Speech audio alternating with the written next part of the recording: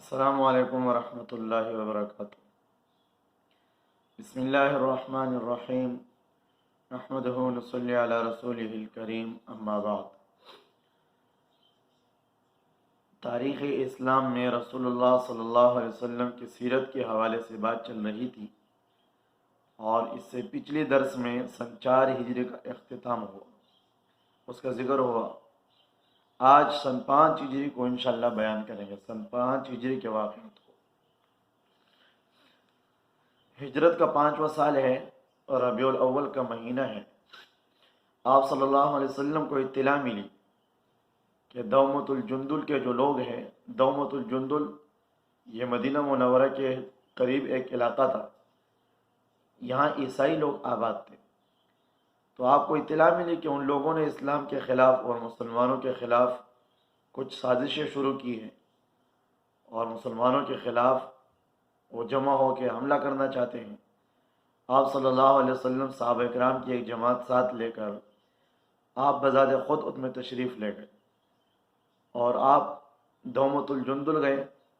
وہاں جا کر ان کے ساتھ کچھ صلح اور معاہدے ہوئے، مطلب ان کے سازشوں کو اور ان کی اس تدبیروں کو دبایا گیا اور مسلمانوں کے ماتحت ہو گئے۔ اچھا، اگلا جو اس سے واقعہ پیش آتا ہے شوال کے مہینے میں، وہ ہے غزوہ خندق۔ تاریخ کی کتابوں میں اور خود قرآن کریم میں اس واقعے کا بھی ذکر ہے۔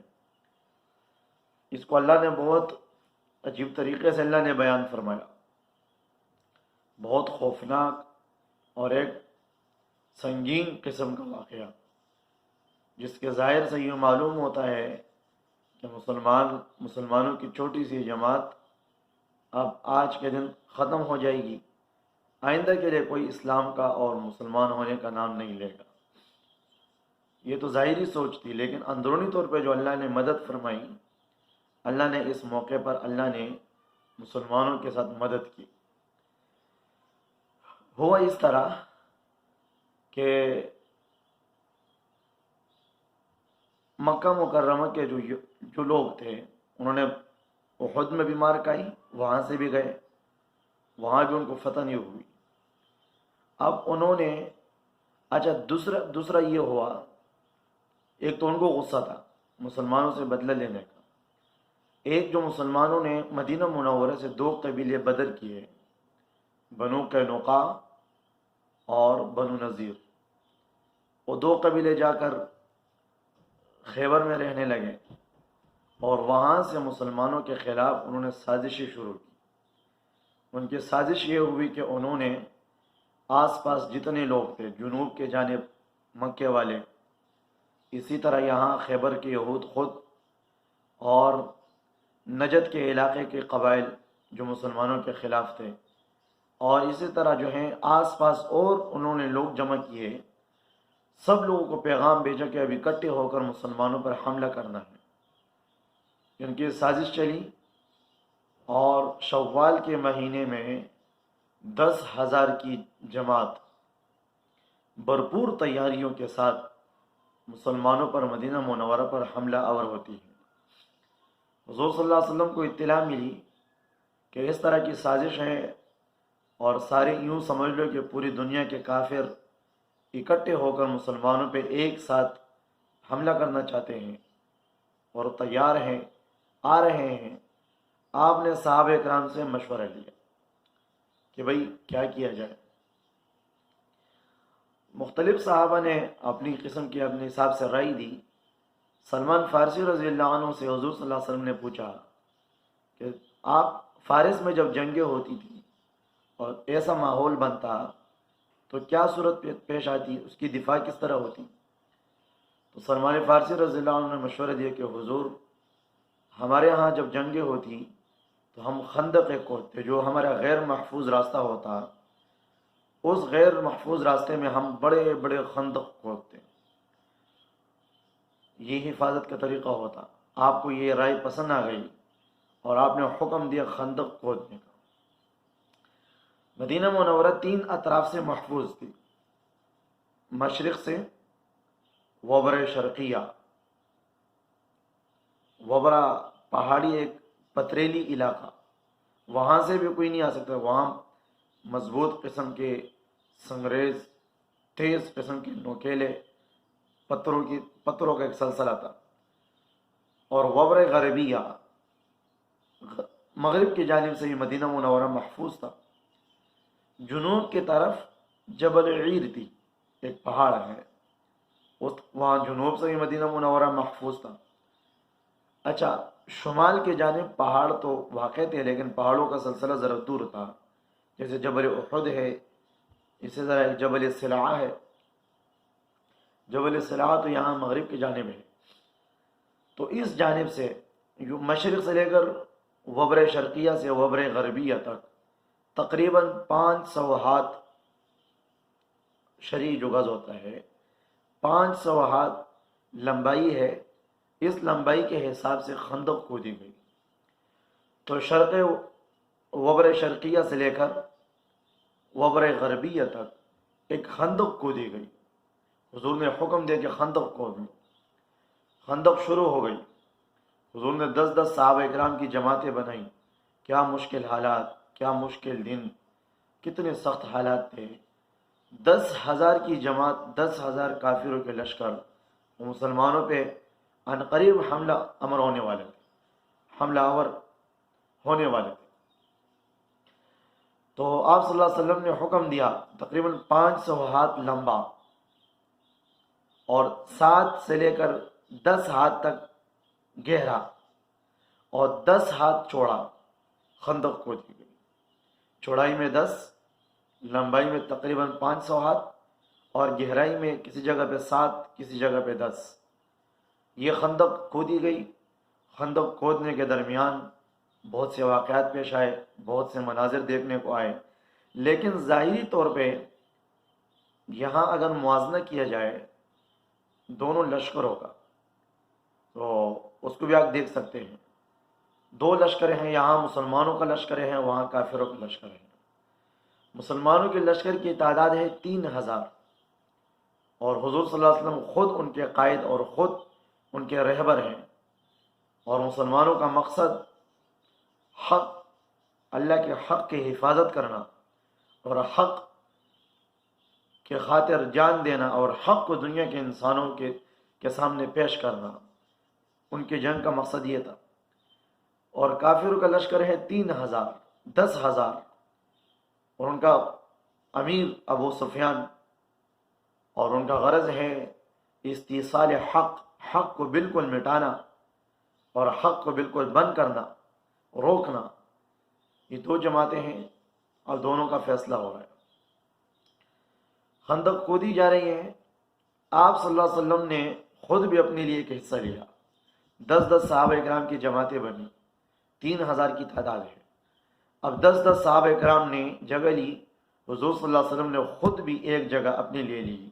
صحابہ اکرام نے عرض کیا، یا رسول اللہ، ہم خندق کھودیں گے، آپ اس میں ہاتھ نہ لگائیں، آپ صرف نگرانی فرمائیں، ہمیں صرف ہماری رہنمائی فرمائیں، کس طرح کرنا ہے، کس طرح نہیں کرنا، آپ خود نہ کریں۔ آپ نے فرمایا کہ مجھے بھی اللہ سے تم لوگوں سے زیادہ ثواب کی امید ہے، مجھے زیادہ ثواب کی ضرورت ہے، مجھے زیادہ لالچ ہے ثواب کمانے کا۔ خندق کودتے کودتے بیچ میں کچھ واقعات بھی پیش آ گئے۔ ایک جگہ پر جبل ذباب، چونکہ پہاڑی علاقے بھی تھے، نیچے پہاڑ بھی تھے، ایک چٹان آ گئی جو چٹان ٹوٹ نہیں رہی تھی۔ صحابہ کرام نے حضور کو اطلاع کر دی، حضور آپ آئیں، اس پہاڑ چٹان کو توڑ دیں۔ تو آپ نیچے اترے، آپ نے کدال اٹھائی، آپ نے اس کو ایک کدال ماری تو اسے چنگاریاں اٹھی، پھر دوسری کدال ماری، چنگاریاں اٹھی، تیسری کدال مارنے پر وہ چٹان بالکل ریزہ ریزہ ہو گئی، ٹوٹ گئی۔ تو آپ نے فرمایا کہ اس چنگاریوں میں اللہ نے مجھے روم اور یمن کے محلات دکھائے کہ ان قریب یہ تمہارے ہاتھوں فتح ہوں گے۔ تو وہاں جو لوگ تھے، کافر جو سنتے تھے، تو وہ مذاق اڑاتے تھے، ان کے لباس تھے، وہ کھانے پینے کو کچھ ہے ہی نہیں، یہ فارس اور روم اور یمن کے محلات کو فتح کریں گے، مدائن کے محلات کو فتح کریں گے۔ تو سلمان فارسی رضی اللہ عنہ فرماتے ہیں کہ حضور صلی اللہ علیہ وسلم نے جو ذکر کیا تھا، آپ نے جو ذکر فرمایا تھا، محلات کا جس طرح ذکر فرمایا تھا، میں نے خود دیکھا، اللہ کی قسم، اس میں ذرے کے برابر فرق نہیں تھا۔ وہی محلات اللہ نے مسلمانوں کو دیے بعد میں۔ اچھا، بھوک کی حالت تھی، بھوک کی حالت اتنی شدید تھی کہ صحابہ اکرام نے، ایک صحابی نے حضور کے سامنے بھوک کی فریاد کی، انہوں نے پیٹ دکھایا کہ حضور میرے پیٹ پہ پتھر باندھا ہوا ہے۔ آپ نے اپنا پیٹ مبارک دکھایا تو آپ نے 3 پتھر باندھے ہوئے تھے بھوک کی وجہ سے۔ تو حضرت جابر نے جب دیکھا رضی اللہ عنہ کہ حالت بڑی سخت ہے، وہ جلدی سے گھر گیا اور گھر جا کر دیکھا کہ بکری ایک چھوٹا سا بچہ ہے، ان کو ذبح کیا اور گھر والی سے کہا کہ اس کو پکاؤ، اور کچھ تھوڑا سا غلہ تھا اس کو چکی سے پسوایا، کہا کہ اسے روٹیاں پکاؤ۔ تقریباً مشکل سے 10-12 آدمیوں کا کھانا تیار کیا۔ تو حضور کے پاس آئے، عرض کیے حضور آپ، میں نے ایک چھوٹی سی دعوت کی ہے، آپ چند صحابہ 10 سے 12 صحابہ کو اپنے ساتھ لے آئیں جس کو آپ چاہیں، اور اتنی آدمیوں کے لیے میں نے ایک چھوٹی سی دعوت کی ہے۔ تو حضور صلی اللہ علیہ وسلم نے جب حضرت جابر رضی اللہ عنہ کی بات سنی تو حضور نے عام اعلان فرمایا سارے خندق والوں کو، اے خندق والوں، 3000 آدمیوں کی جماعت، سنو، آج تمہارے لیے جابر نے دعوت کی ہے۔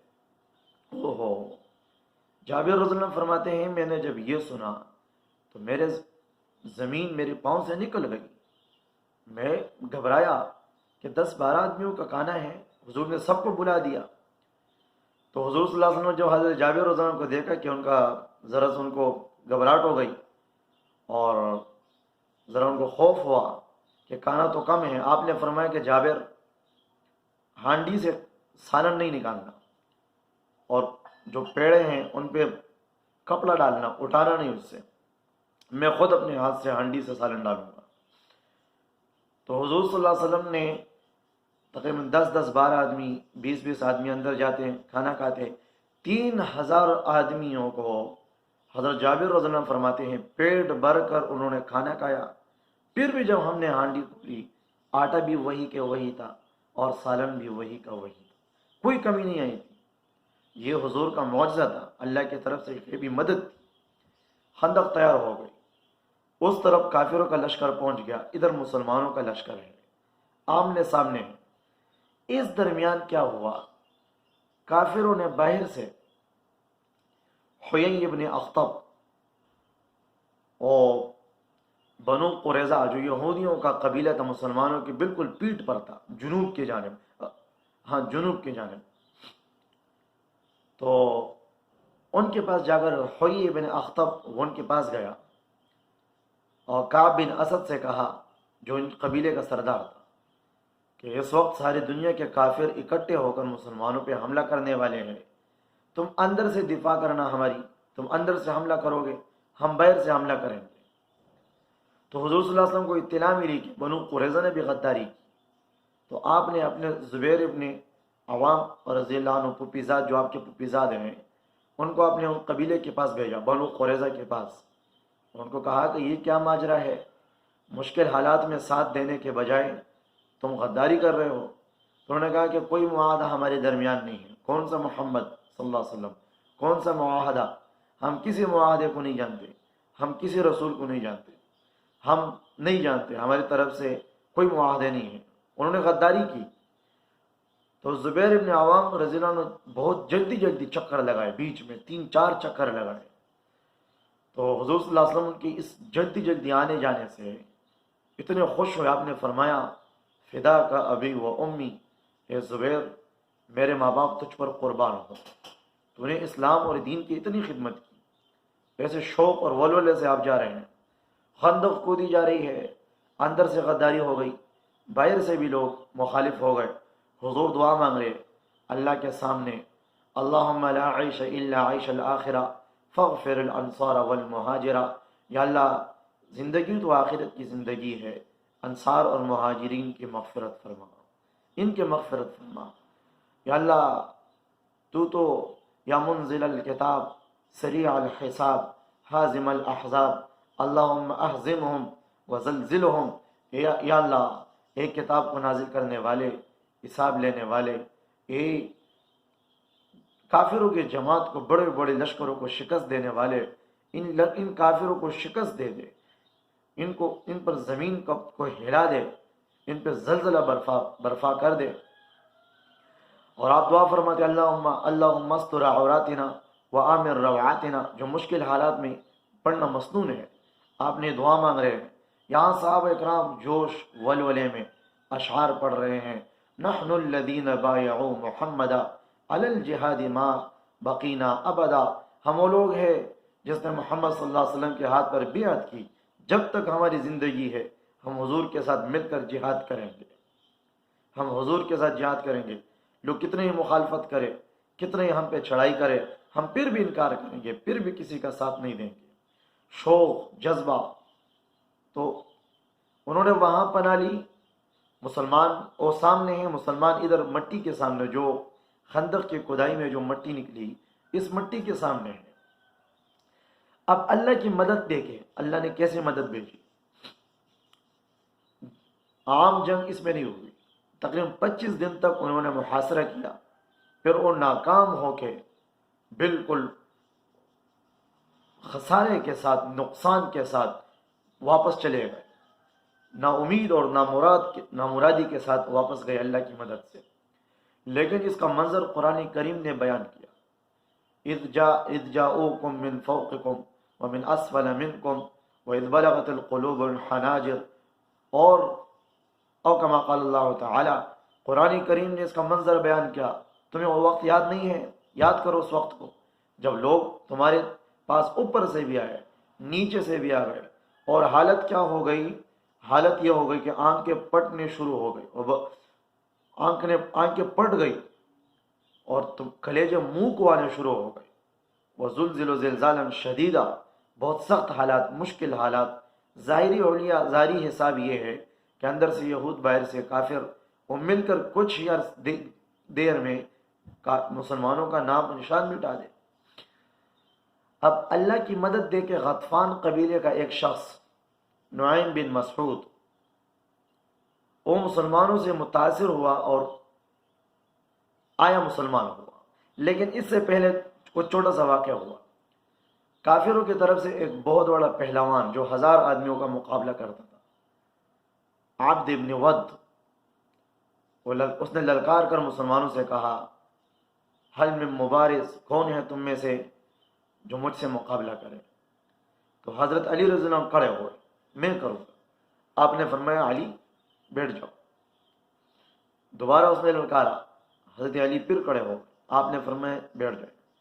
تیسری بار جب اس نے للکارا تو حضرت علی کھڑے ہو گئے، آپ نے فرمایا علی یہ امر ہے، بیٹھ جاؤ۔ تو انہوں نے عرض کیا رسول اللہ امر ہے تو کیا ہے، میں لڑنے کے لیے جاتا ہوں۔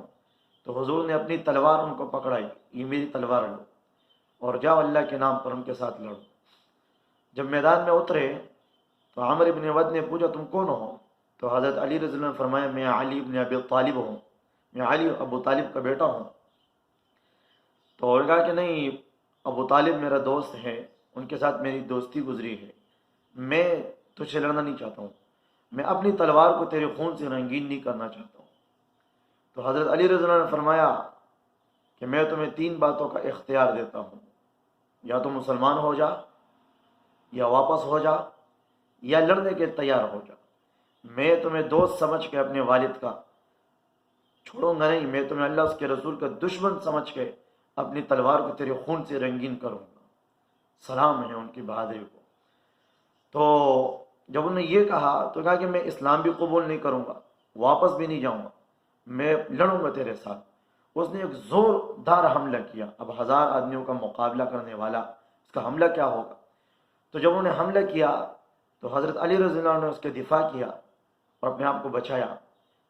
دوبارہ جب لیکن چونکہ مٹی اڑ گئی، دھول مٹی میں دونوں چھپ گئے، تو اسی دھول مٹی میں ایک تکبیر کی آواز آئی۔ حضرت علی رضی اللہ عنہ نے تکبیر کا نعرہ بلند کیا، کیونکہ حضرت علی رضی اللہ عنہ پر وار کیا تھا اور عامر ابن ود کو یوں سر سے لے کر زمین تک 2 ٹکڑے کیا ایک ہی وار میں۔ انہوں نے تکبیر کا نعرہ پڑا، زور سے تکبیر، یہاں مسلمانوں نے یہاں سے نعرہ تکبیر لگایا، زور سے اللہ اکبر کی آواز صدا لگائی، تو اسی درمیان وہاں سے انہوں نے ایک تیر چلایا کافروں کی طرف سے مسلمانوں پر، جو سعد ابن معاذ رضی اللہ عنہ کو لگا، جو انصار کے قبیلے کا ہے، انصار میں سے ہے، جو انصار کا صدیق ہے، ان کو تیر لگا۔ اس تیر کی وجہ سے ان کو زخم بڑھتا گیا، اسی کی وجہ سے بعد میں جا کر شہید ہو گئے۔ اچھا، یہ حالات ہو گئی تو اسی میں اللہ نے مدد فرمائی۔ غطفان قبیلے کا ایک شخص نعیم بن مسعود، وہ مسلمانوں کے پاس آیا، مسلمان ہوا، تو حضور سے عرض کہ حضور آپ مجھے کوئی خدمت بتائیں، میں کیا خدمت کروں؟ آپ نے فرمایا کہ دیکھو تیرے اسلام کا کسی کو پتہ نہیں ہے، تم اس وقت یہ کر لو کہ اندر یہود اور باہر کافر، ان کے درمیان آپ توڑ پیدا کر دو، ان کا اتفاق خراب کر دو۔ اچھا، تو نعیم بن مسعود اندر بنو قریظہ کے پاس گئی اور کعب بن اسد سے کہا کہ تمہیں معلوم ہے جو باہر لوگ آئے ہیں، لشکر آئے ہیں، یہ تو واپس چلے جائیں گے، مہینہ رہیں گے، 2 مہینے رہیں گے، واپس چلے جائیں گے، اندر تو آ نہیں سکتے، اور تمہیں یہاں اکیلے چھوڑ دیں گے، تم غور سوچ فکر کے ساتھ یہ کام کرو، تمہارے ساتھ مسلمان جو کریں گے تم دیکھو گے۔ تو کہا کہ کیا کریں؟ کہا کہ تم اس طرح کرو، باہر مشرکین مکہ سے تم ضمانت کے طور پہ کچھ سردار اپنے پاس رکھ لو کہ بھائی تم لوگوں پر ہمارا اعتماد نہیں ہے، کچھ سردار ہمیں دے دو ہمارے پاس، جو ہمارے پاس رہن کے طور پہ ہوں گے، ضمانت کے طور پہ ہوں گے، اور تم لوگ غداری کرتے ہو تو ہم ان سرداروں کو ماریں گے۔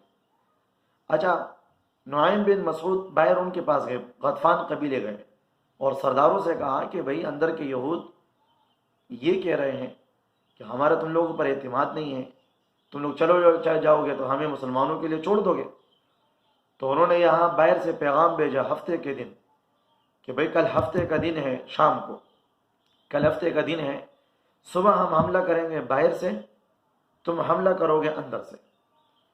تو یہ اندر سے یہودیوں نے واپس جواب دیا کہ بھائی نہیں، ہفتے کے دن تو ہماری عبادت کے دن ہے، ہم کبھی نہیں لڑیں گے۔ دوسری بات یہ کہ تم لوگوں پر ہمارا اعتماد ختم ہوا، کوئی اعتماد نہیں رہا، تم لوگ یہاں سے کچھ دنوں میں چلے جاؤ گے، ہمیں اکیلے چھوڑ دو گے مسلمانوں کے لیے لقمہ بنا کر، اس لیے کچھ سردار ہمیں ضمانت کے طور پہ دے دو تاکہ تم لوگ ہمارے ساتھ بدعہدی نہ کرو۔ اس طرح باہر کے کافر بہت پریشان ہوئے کہ یہ کیا ماجرا ہوا، دونوں میں توڑ پیدا ہو گئی، سردی کے دن سخت ہو گئے، رات کو تیز ہوائیں چلتی۔ حضور صلی اللہ علیہ وسلم نے رات کے وقت صحابہ کرام نے اعلان فرمایا کون کافروں کے لشکر کا خبر لے کر آئے گا، کوئی کڑا نہیں ہوا۔ تو حذیفہ رضی اللہ عنہ یوں ایک گڑھے میں بیٹھے ہوئے پٹی ہوئی چادر میں، تو آپ نے فرمایا حذیفہ اٹھ اور جا کر کافروں کے لشکر میں دیکھ آ کہ ان کی کیا حالت ہے، کیا ان کی سوچ ہے، آئندہ ان کا کیا عمل ہے۔ تو حذیفہ رضی اللہ عنہ فرماتے ہیں میں کڑا ہوا، میں یوں سردی سے کانپ رہا تھا، حضور صلی اللہ علیہ وسلم نے دعا پڑھی اللہم استر عوراتنا و آمن روعاتنا، فرمایا کہ یہ دعا پڑھتے جاؤ ان کے پاس۔ فرماتے ہیں کہ میری حالت یہ ہو گئی کہ سخت سردی کی رات میں ایسا چل رہا تھا جیسے گرم حمام میں چل رہا ہوں۔ میں جاتے خندق پار کر کے ان کے اندر گھسا، اور سردار اس وقت ابو سفیان کے خیمے میں جمع تھے، میں بھی اندر جا کے بیٹھ گیا۔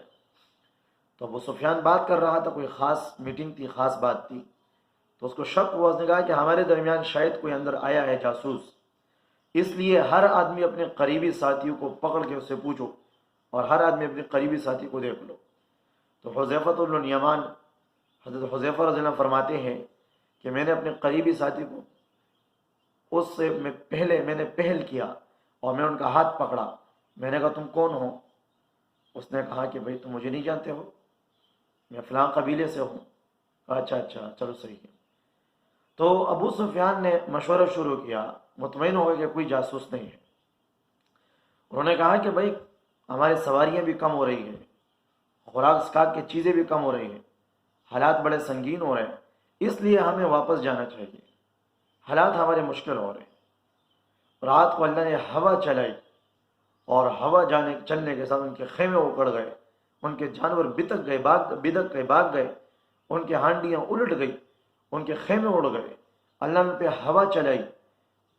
کچھ ہی ٹائم میں 25 دن کے محاصرے تک تقریباً محاصرہ کر کے ناکامی کے ساتھ انہوں نے اعلان کیا اور واپس لوٹ گئے۔ اللہ نے اس عذاب سے مسلمانوں کو نجات دی۔ مسلمان غزوہ احزاب میں اللہ نے بہت بڑی لشکر سے مسلمانوں کی حفاظت فرمائی اور کافر وہاں سے واپس ناکامی کے ساتھ چلے گئے۔ اب اس کے بعد ذی القعدہ کے مہینے میں حضور صلی اللہ علیہ وسلم جب ان سے فارغ ہو گئے، اب بنو قریظہ کا فیصلہ آتا ہے کہ انہوں نے مشکل حالات میں جو مسلمانوں کے ساتھ غداری کی، اب غزوہ بنو قریظہ، اس کو انشاءاللہ اگلے درس میں بیان کریں گے کہ حضور صلی اللہ علیہ وسلم یہودیوں کے 30 قبیلے کے ساتھ کیا فیصلہ فرماتے ہیں، اس کو انشاءاللہ بیان کریں گے، اور چند احکامات سن 5 ہجری کے اگلے درس میں انشاءاللہ۔ اللہ تعالیٰ عمل کرنے کی توفیق عطا فرمائے۔ السلام علیکم ورحمۃ اللہ۔